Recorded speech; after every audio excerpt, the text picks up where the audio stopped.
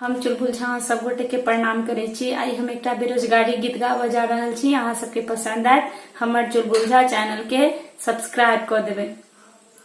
नौकरी न मिलल सर करिया हम का करी, नौकरी न मिलल सर करिया हम का करी, घर वाले माई बाबू देवेले परेशर,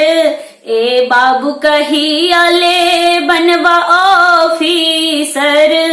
ए बाबू कही आले बनवा ऑफिसर,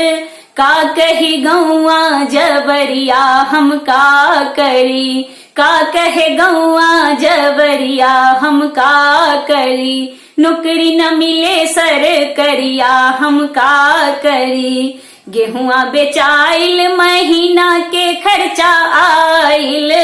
गेहुआ बेचाइल महीना के खर्चा आइल,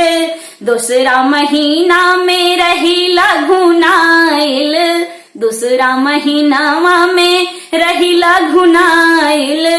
अरे मकान मालिक खदेरेला बहरिया हम का करी, मकान मालिक खदेरेला बहरिया हम का करी, नौकरी न मिले सर करिया हम का करी, नौकरी न मिले सर करिया हम का करी, एक तमे मन करे डूब धस जईती, एक तमे मन करे डूब धस जईती, अंधेरी नगरिया में कबहू न आईती,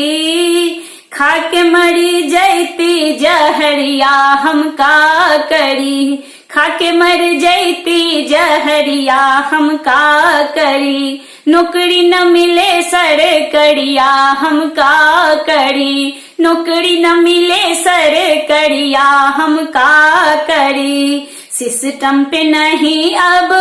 हम कभी विश्वास बा, सिस्टम पे अब नहीं हमके भी विश्वास बा, लइकन के जिंदगी बनले उपहास बा, लइकन के जिंदगी बनले उपहास बा,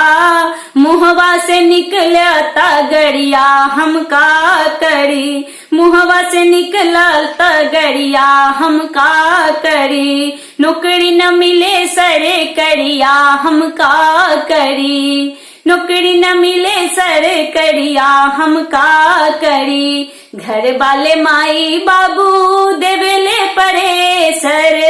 ए बाबू कही आले बनबू ऑफिसर,